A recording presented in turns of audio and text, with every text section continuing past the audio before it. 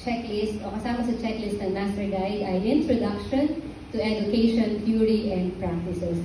Ito po ay, nung ako ay sa AUP, binabayaran to. May bayad to, pero sa inyo, as a Master Guide, nakakatuwa na meron ganitong training, libre lang. As a professional teacher, kailangan mo yung bayaran. Dahil kayo ay nagtuturo sa mga bata, sa BBS, sa BOY, ay kailangan meron tayong ganito. Dapat alam natin yung mga theory and practices. So ano yun? Definition and purpose. Christian education aims to integrate faith with learning, nurturing spiritual growth alongside intellectual development. Ang pinagkaiba natin sa ibang education, tayo may spiritual side. Sa iba, wala yan. Hindi yan importante. Although nag-i-invite sila ng pare, nag-i-invite sila ng pastor, pero sa educational institution, talagang importante, nakasama talaga sa curriculum yung Bible. Kasama talaga yung spiritual growth. Kaya yun yung unique characteristic ng ating education as Seventh-day Adventist. Kasi spiritual, whole aspect of life. Social, mental, emotional, physical, at spiritual yung itinuturo. Kaya maganda, kung kayo ay magkakaanak, kung hindi nyo man kaya ngayon, pag-aralin nyo yung mga anak nyo sa Seventh-day Adventist School. Hanggang kaya nyong trabahuin, gawa ng paraan yung budget para pag-aralin natin ang ating mga anak. Dahil napaka-importante na yung education nila kasama yung spiritual. Ngayon, kung kaya nyo na din, kung kaya nyo tulungan yung magulang nyo, o kaya ng magulang nyo na pag-aralin kayo sa Adventist School, mas maganda rin yun. Actually, yung family namin, kami ay 8 magkakapatid. Ang mother ko, walang trabaho. Ang father ko, engineer. Pero minsan lang siya nagkaka-work. So, ang hirap na pag-aralin kaming 7, actually kasi mali pa isa. 7 magkakapatid sa Adventist School, mahal yun. Pero ang lagi lang sinasabi ng mama ko, God will provide. Kasi nasa mindset talaga niya na gusto niya yung anak niya mag-aral sa Adventist School. Kasi alam niya na sa Adventist School, yung spiritual side, kailangan ng bata yun. Kasi pag walang ganun, medyo parang baka lumayo yung bata. So ano pa? It seeks to form individuals who live according to biblical principles and contribute positively to society. So, hindi lang siya para sa sarili mo. Yung spiritual side na yun, para mailabas mo sa lahat, sa labas. Okay? Ito yung biblical foundation. Sa Deuteronomy 6:4-9, emphasizes teaching God's commandments diligently to future generations. Sa Adventist School, pinapasaulo yan. Actually, grade 1 pa lang. Kailangan sa ulo na nila yung 10 Commandments. Pero ba sa inyo nag-aaral sa Adventist School? Mula grade 1. Ikaw, sa ulo mo yung 10 Commandments. Hala. Pinasaulo sa inyo. Yes, di ba? Pinapasaulo ang 10 Commandments. So, dapat, yun pa lang ay pinapasok na natin sa mind ng mga bata. Actually, si Juye, tsaka si Shiye, pinapasaulo ko na yan. Sa ulo na yan ni Juye. Si Shiye naman, sa ulo niya, pero ayaw niyang magsalita pa. Nahihiya siya sa pagsasalita niya. Proverbs 22:6 encourages training children in the way they should go. So, yung mga salita ng Panginoon, kailangan talaga matrain na yan sa mga bata pa lang para hindi yan lumayo pagdating ng panahon. Alam niyo yung ginagawa niyong Vacation Bible School? Yung mga bata na yun, na-instill niyo na yung salita ng Panginoon. Hindi siya napaka-importante yung gawain ng Vacation Bible School. Kasi hindi man yan magpabinyag. Later on, darating ang panahon na sabihin nila, ay, naaalala ko, may nagturo sa amin yan sa church.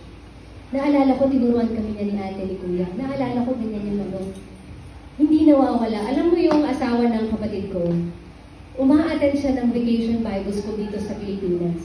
So, nasa US na siya. Kaya lang siya nagpabinyag. Nung umattend ulit siya sa church, matanda na siya ha, nasa 30 plus na siya. Nung umattend ulit siya sa church, naalala niya, ay oo nga. Naalala niya, nung bata siya, tinuruan na siya. May nagtuturo sa kanya, yan yung BBS. Kaya pumasok ulit lahat yung mga natutunan niya at doon siya na-inspire ulit at tinanggap niya na yung Panginoon. Bumabalik eh. Kaya yung ginagawa nyo, nagtataling tayo sa mga bata. Babalik yan, makalimutan man nila kung mag-aaral sila. Later on, pagtanda nila, babalik yan alaala. Tapos, magpapabinyog na sila, tatanggapin nila sa Kristo. Kaya napakahalaga yung ginagawa nyo, mahalaga yan sa ating Panginoon. So, integration of faith and learning, yan ang kasama sa ating education. Every subject area can be taught in a way that reflects biblical truth. Example, using mathematics to explore the order and design in God's creation. Ano yan? Nung ako ay college, mahilig ako magbasa ng Bible. Kapag may waiting time, di ba sa college, lilipat ka ng classroom, hihintayin mo yung teacher mo. Ewan ko sa mga ngayon, sa high school or elementary. So pag may hinihintay mo yung teacher mo, wala pa. Ang ginagawa ko, nagbabasa ako ng Bible. Nakabasa ko ng Bible hanggang sa nagturo ako. Sabi ko, nandito pala yung math. Nasa Bible pala yung science. Nasa Bible pala yung English. Yung mga subject pala na meron tayo sa school, nasa Bible pala siya. Sabi ko, ganun pala. So, na-realize ko, nung nagbabasa ako, sabi ko, ibig sabihin, bakit kailangan pa natin mag-aral ng mga kung ano-anong libro? Eh, nandito lang sa isang libro. At ito pa, salita ng Diyos. Diba? So, paano natin i-relate ang math? Punta kayo sa numbers. Diba? Genesis, Exodus, Leviticus, Numbers. May mathematics doon. Science. Creation, science yun. Tama? O. Ano pa? English. Mga parables, fables. Yung mga makikita nyo, kahit na English, basahin nyo lang siya ng English eh. Gagaling kayo sa English. Oo. Graduate ako ng English, magna cum laude, hindi bumababa yung grade ko ng 92. Bakit? Binabasa ko lang yung Bible. Gumagaling ako sa English. Although alam ko sa sarili ko, hindi ako magaling mag-English, di ba? Pero si Jesus, binibigyan tayo ng talino. Ano pa ang subject? MAPE. Andun ang music, andun ang arts, PE, lahat ng subject nasa Bible. Kaya, sa education, importante na alam natin kung paano natin i-relate lahat ng subject kasama ang Panginoon. Character development, fostering virtues such as honesty, compassion, and humility. Pati yung character, binabago din natin. Nung nagtuturo kayo ngayon sa BPS, tinuturuan nyo bang maging mabait yung mga bata? Diba? Tinuturuan natin. O tinuturuan nyo silang maging pasaway. Di ba hindi? Tinuturuan natin yung character nila magbago. Di ba? Bumait sila. So, teaching through example and instruction, emphasizing the life of Jesus Christ as the ultimate model. Si Jesus Christ ang ating model. So, next, community and service, encouraging a sense of responsibility towards others. So, pag ang education natin ay dapat na-encourage din tayo tumulong sa iba, sa labas. Makagpa-participate tayo. So, ginagawa na rin natin yun sa church, community services, di ba? Tumutulong tayo sa labas. Actually, yung ginagawa niyong Vacation Bible School, that's community services. Tsaka doon sa kapulong. Kasi lumalabas tayo eh. Tinutulungan natin sila. Yan ang education. Alam niyo kung pwede lang kayong bayaran sa ginagawa niyo. Kasi, kung sa school yan, kailangan bayaran kayo eh. Kayo nandito sa church, alam niyo magbabayad sa inyo, Panginoon. Higit pa sa natatanggap ng mga teachers sa labas. So, ito ang application, lesson planning. Yung pinagawa ko sa inyo kung paano, di ba may binibigay ako sa inyong lesson? May binigay ako sa inyong mga anong dapat gagawin. Okay? So, nagagawa nyo naman. Kasi hindi ko na kayo tinulungan eh. Kasi nagagawa nyo sa BBS eh, di ba? Tama, that's lesson planning. Ano na yung mga ginagawa nyo? Ano na yun? And sabi dito, incorporating Bible stories. So, nagba-Bible stories ba kayo sa BBS? Yes, ganoon din sa BOY. Dapat may Bible story tayo sa lecture natin. Values into lesson plans across subjects. So, although hindi natin ginagawa yung different subjects sa Vacation Bible School, kapag kayo ay nagkaanak, lahat ng subject na yun, i-relate nyo na. Kasi pag-aaralin nyo sila sa school eh. So, may math, science, English, Filipino, i-relate nyo na yun sa Bible. Gumawa ako ng libro ng kinder textbooks. Bible-based yun. So, yun yung tinuturo ko kay Julie at kay Shiloh. So, pwede nyo gamitin yun kung gusto niyo. Or, kayo na ang bahalang gumawa ng, or magplano kung paano nyo ituturo, nakasama lagi si Jesus sa inyong pagtuturo. Using parables and narratives to teach moral lessons and spiritual truths. Kahapon, di ba, parables, pinag-aaralan natin, nag-ano kayo? Nag-act kayo ng parables, kailangan pala natin yun. Personally hindi ako gumagamit ng parables. So, hindi ko masyado. Pero yun pala, kailangan pala gamitin natin. So, magtulungan tayo. Next week, meron tayong training about parables. Para kapag meron tayong makakausap, kasi kasama yan sa communication, meron tayong parables na masasabi sa ating mga kausap. Okay? Classroom environment. Creating a supportive and respectful atmosphere where students feel valued and understood. Nararamdaman ba ng mga bata tuwing hapon na mahal niyo sila? Opo. Talaga? Binibigay mo yung best mo para makita nila na mahal mo sila. Kailangan kasi maramdaman nila eh. Although nagagalit kayo kasi makulit. Yung galit kasi, pwede kang magalit ng may pagmamahal. Di ba? Okay lang magalit basta may pagmamahal. Yung alam nila na naiintindihan nyo sila. Now, praying together, sharing testimonies, and discussing spiritual insights. Noong ako ay nagturo sa grade 7, tuwing magkaklase kami, lagi kami nagde-devotional. Public school yun, walang devotional. Bawal yun. Kaya lang ka-close ko naman yung principal. So, kung ayaw mo akong mag-devotional, alis na lang ako sa school. Ayaw akong paalisin. So, magde-devotional ako, di ba? Ayaw mo akong paalisin eh. Magde-devotional. So, pag mag-start na kami ng class, devotional yun. Alam niyo yung mga bata sa public school, uhaw na uhaw sila. Gusto nilang makarinig ng salita ng Panginoon. At tinuturuan ko sila ng mga kanta. Tumang-tunga sila. Masaya pala. Kasi buong araw kung ano-anong pinag-aaralan nila. Pero pag Bible yung pinag-aaralan nila, tapos nagpe-pray sila, ang sarap sa feeling nila, tuwan-tuwa sila. Pag nandiyan na si Ma'am Martinez, Martinez ako dati. Yan si Ma'am Martinez, excited na yun. Papasok na sa classroom, gusto na nilang makinig. Kasi gusto nila mag-devotional, hindi mag-klase. Si Ma'am, mag-devotional na lang tayo mag-klase. Sabi ko, hindi naman pwede yun. Diba? Devotional tapos klase. Pero hindi nila alam, yung klase din, Bible-based. Ano ba, music? Yung music, nire-relate yun sa Bible. Lahat Bible pa rin yan. Yung arts, ganun din. Yung PE sa Bible pa rin. Tsaka yung health, yan. At natuto silang mag-pray. Alam niyo, dumating sa point na yung isang estudyante namin, yung tatay niya, na-hold up, tapos binugbog, tapos tinapon sa damuhan. Buti, naiwan pa yung phone. Hindi ko alam, siguro tinago somewhere. Nung tatay niya yung phone. Pero yung motor na nakaw, nakamotor kasi siya. Mag-ingat kayo kapag nagmamotor kayo, lalo na pag liblib.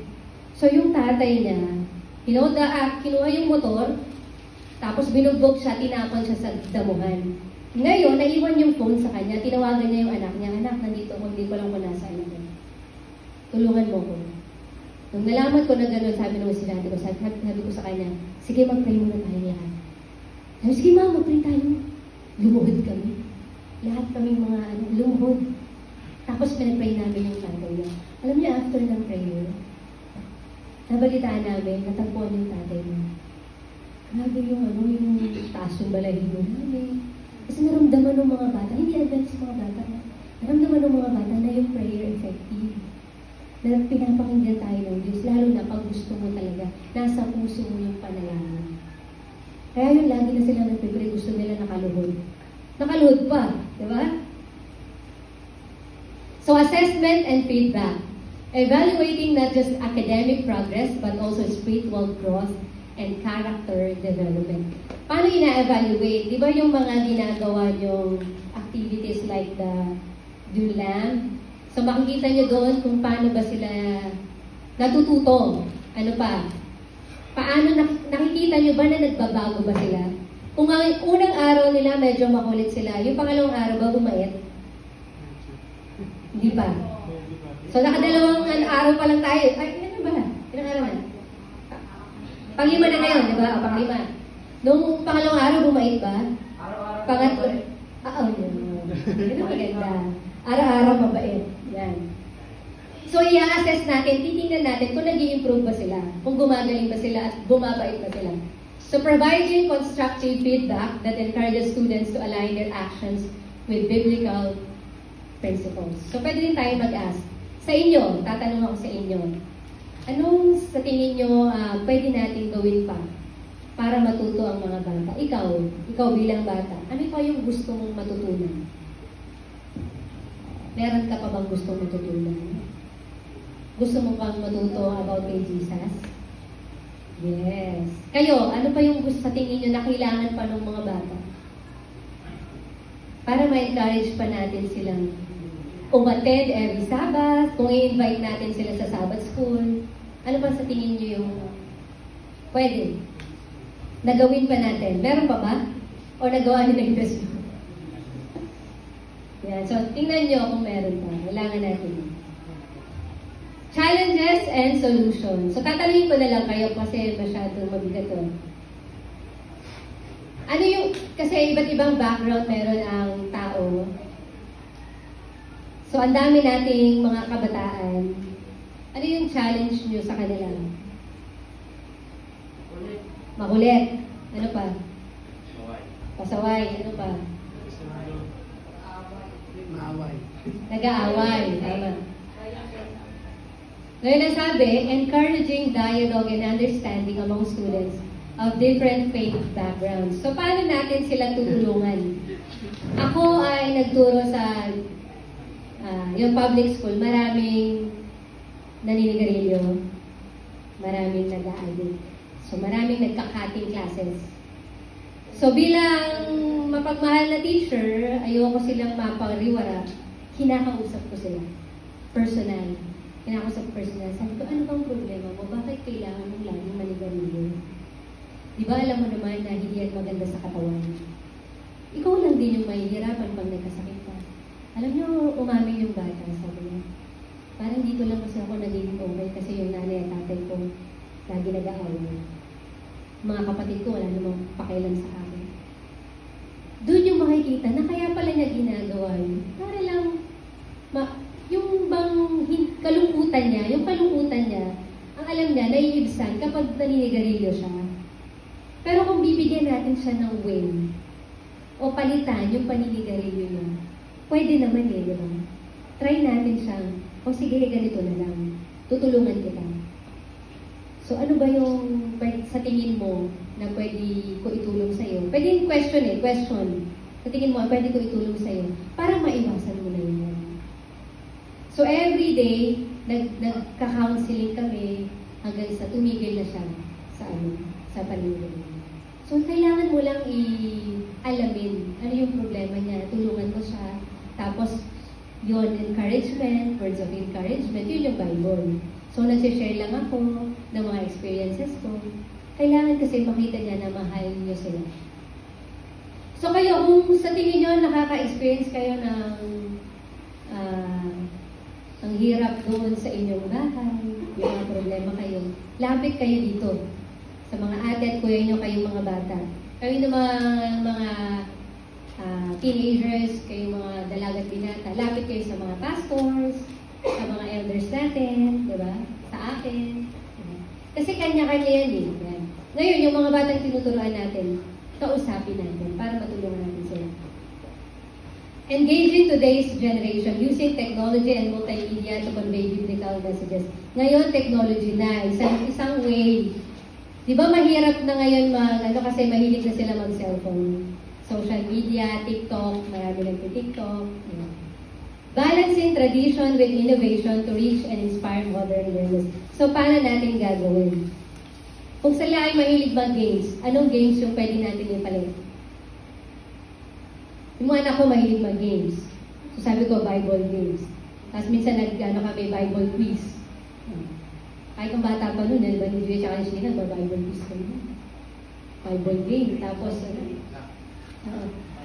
Kasi ano talaga yung bata sa games eh. So, mag-iisip tayo ng way, anong game yung pwede natin sa mga bata para mapalitan natin mga ganyang problema, mga masolusyonan natin. Kayo namang mga young adults, ano nagiging problem nyo? Sa palagay niyo? Pera. So, pera.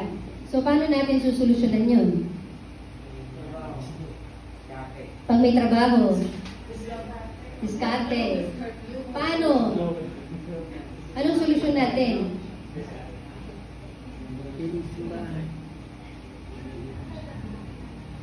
Anong solusyon natin para nandun pa rin ang Panginoon sa nangyayari sa buhay niyo? Mahirap talaga nang walang pera, no? Alam nyo, kami ni Pastor, ako walang work. Although meron akong printing, ginagamit ko yung printing, no?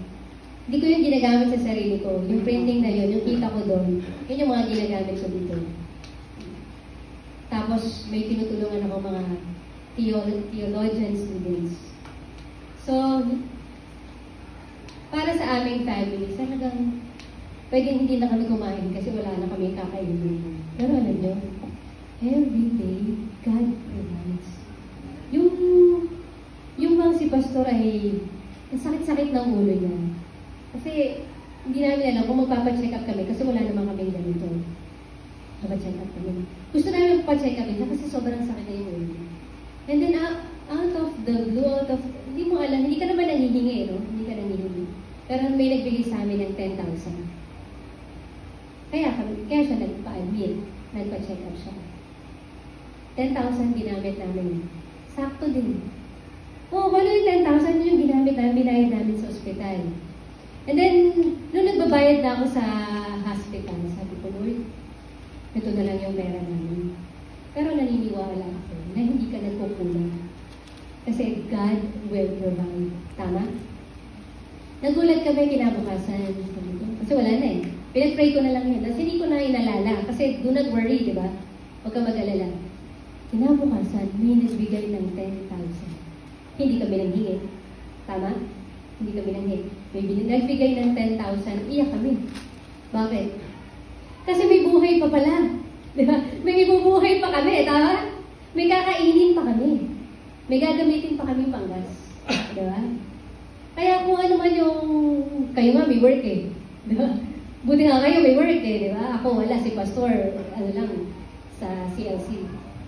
Ang sweldo ni Pastor, sakto siya sa pambayad sa tubig, kuryente, yung mga bills. Ganon din sa katapusan. Kaya yung pagkain namin everyday, it's a blessing and it's a miracle. Everyday is a miracle. Napakasarap maramdaman na everyday is a miracle. Makikita niyo. Kaya huwag kayong magduda. Pag nag-pray kayo, Lord, papasok ako sa Adventist school. Kaya ng family ko. Pero kung gusto mo, ibibigay mo. Nakagraduate ako ng master's degree. Si Lord din ang nagbigay. Oo. Nakakagulat talaga ako. Pwede ko lang ikwento sa inyo ng baka umabot na tayo ng 10 years. Pag gusto nila, ikukwento ko sa inyo kung paano nangyari. Ibinigay ni Lord yung pang-paaral ko. Kahit nung nasa college ako. Binigay ni Lord yung pang-paaral ko. Nag-enroll ako ng 3,000 pesos. Pero nakatapos ako ng 0 balance. So, yun. Huwag niyong alalahanin yung mga challenges yan. Susolusyonan natin yan. Basta kasama natin ang ating Panginoon. So, when it comes to education, basta para sa ating hearts and minds, basta para sa Panginoon. As a master guide, you play a vital role in modeling and teaching these principles to nurture future generations of Christian leaders. So, pag naging master guide na kayo, lahat ng ituturo nyo in line sa ating Panginoon. Okay? Now, let's have an activity. Ready? Okay, by group tayo, by group. At, babae lalaki. Ilan ba lalaki?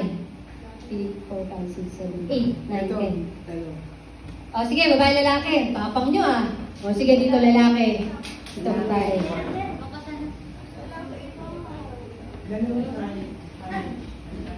Activity muna tayo. Dalawa lang activity muna. Malaki.